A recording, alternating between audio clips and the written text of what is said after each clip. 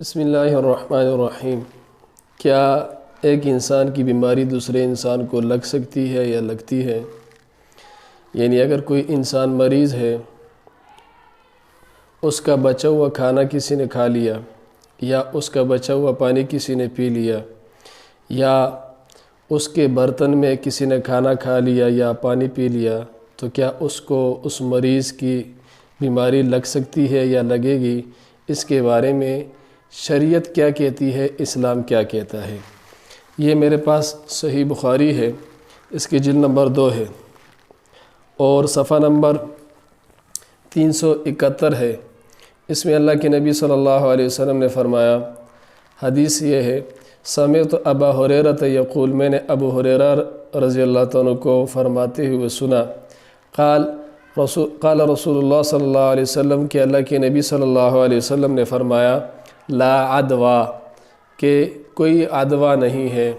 عدویٰ کہتے ہیں بیماری کا ایک انسان سے دوسرے انسان کو لگ جانا، یعنی ایک انسان کا مرض ہے، ایک انسان مریض ہے، اس کی بیماری کا کسی اور کو لگ جانا، شریعت میں اس کا کوئی تصور نہیں ہے۔ اس حدیث کی شروع سے یہ پتہ چلتا ہے کہ بیماریاں ایک دوسرے کو نہیں لگتی، لیکن اسی حدیث کے آخر میں اللہ کے نبی صلی اللہ علیہ وسلم نے فرمایا، وَفِرَّ مِنَ الْمَجْزُومِ كَمَا تَفِرُّ مِنَ الْأَسَدِ، کہ مجزوم جزام بیماری والے انسان سے ایسا بھاگو جیسا کہ تم شیر سے بھاگتے ہو۔ اگر بیماریاں نہیں لگتی تو پھر اللہ کے نبی صلی اللہ علیہ وسلم نے جزام والے شخص سے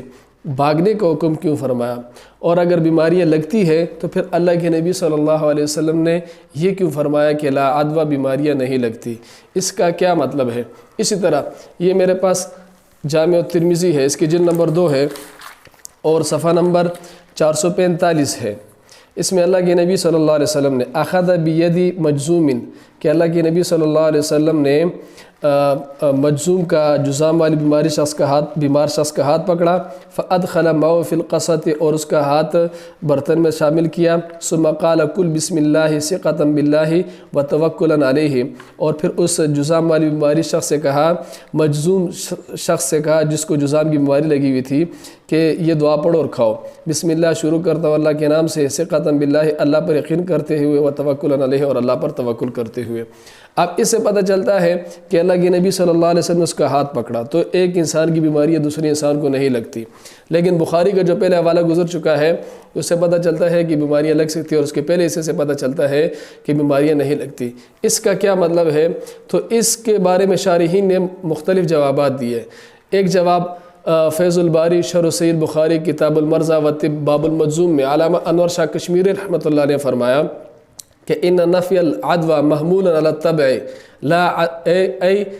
عدوى بالطبع اما بجعل اللہ تعالی فهو ثابت، کہ اللہ کے نبی صلی اللہ علیہ وسلم نے جو فرمایا کہ لا عدوى، بیماریاں ایک دوسرے کو نہیں لگتی، اس کا مطلب یہ ہے کہ بیماری اپنی ذات کے اعتبار سے دوسروں کو نہیں لگتی۔ البتہ اگر اللہ لگوانا چاہے، اللہ ایسا کرنا چاہے تو پھر اللہ تبارک و تعالیٰ ایک انسان کی بیماری دوسرے کو لگا سکتے ہیں۔ ایک معنی تو یہ ہے۔ دوسری بات، فتح الباری شرح صحیح البخاری کتاب الطب باب المجزوم میں علامہ ابن حجر رحمۃ اللہ علیہ فرماتے ہیں کہ جو اللہ کے نبی صلی اللہ علیہ وسلم نے فرمایا کہ لا عدویٰ، کہ بیماریاں نہیں لگتی، اس کا مطلب کیا ہے؟ اور اسی طرح اللہ کے نبی صلی اللہ علیہ وسلم نے فرمایا کہ جزام والے بیمار شخص سے ایسا بھاگو جیسا کہ شیر سے بھاگتے ہو۔ اس کا مطلب یہ ہے کہ جس شخص کو مجزوم شخص سے جزام والی بیماری سے بھاگنے کو حکم دیا، وحمل الامر بالفرار من المجزوم علی رعایت خاطر المجزوم، کہتے ہیں کہ جس حدیث کے اندر آیا ہے کہ مجزوم شخص سے بھاگو، اس کا مطلب یہ ہے کہ لأنه اذا رأى الصحيح البدن السليم من الآفة تعظم مصیبته وتزداد حسرته، کیونکہ جب وہ جزام والا شخص، وہ بیمار شخص، وہ مریض شخص کسی کو دیکھے گا، صحت مند انسان کو، تو پھر اس کی مصیبت زیادہ بڑھ جائے گی اور اس کی حسرت بڑھ جائے گی۔ اس لیے اللہ کے نبی صلی اللہ علیہ وسلم نے صحت مند شخص کو بیمار والے شخص سے بھاگنے کا حکم، الگ رہنے کا حکم دیا۔ اس وجہ سے نہیں فرمایا کہ اس کی بیماری اس کو لگ جائے گی، بلکہ اس وجہ سے فرمایا کہ بیمار شخص جب صحت مند کو دیکھے گا تو اس کی مصیبت زیادہ بڑھ جائے گی، حسرت بڑھ جائے گی اور وہ نا امید سا ہو جائے گا۔ اور اسی طرح جو اللہ کے نبی صلی اللہ علیہ وسلم نے فرمایا کہ مجذوم شخص سے بھاگو، تو وحیث جاء فِرَ مِنَ الْمَجذوم كَانَ الْمُخَاطَبُ بِذَلِكَ مَنْ ضَعُفَ يَقِينُهُ وَلَمْ يَتَمَكَّنْ مِنْ تَمَامِ التَّوَكُّلِ فَلَا يَكُونُ لَهُ قُوَّةٌ عَلَى دَفْعِ اعتقاد العدوى، کہ یہ جو فرمایا کہ مجذوم شخص سے، بیمار شخص سے بھاگو، اس کا مطلب یہ ہے کہ یہ اس شخص کے لیے حکم ہے کہ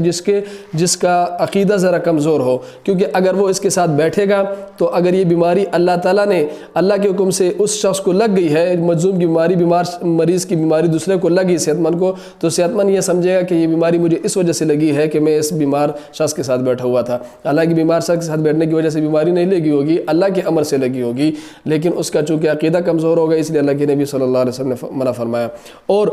جس کو حکم فرمایا لا عدوى کہ بیماریاں نہیں لگتی، یہ اس کے لیے کان المخاطب بذلك من قوی یقینہ وصح توکلہ بحیث یستطیع ان یدفع عن نفسه اعتقاد العدوى، کہ یہ اس شخص کے لیے ہے کہ جس کا یقین پختہ ہو کہ میں کسی بیمار شخص، مریض شخص کے ساتھ بیٹھ بھی جاؤں تو اگر مجھے بیماری لگ بھی جائے تو وہ بیماری اس وجہ سے نہیں لگی کہ اس شخص کے ساتھ بیٹھنے کی وجہ سے میں بیٹھا ہوں، یا اس کا پانی میں نے پیا، یا اس کا کھانا میں نے کھایا، یا اس کے برتن میں کھانا کھایا یا پانی پیا، بلکہ اللہ کے حکم سے لگا ہے، تو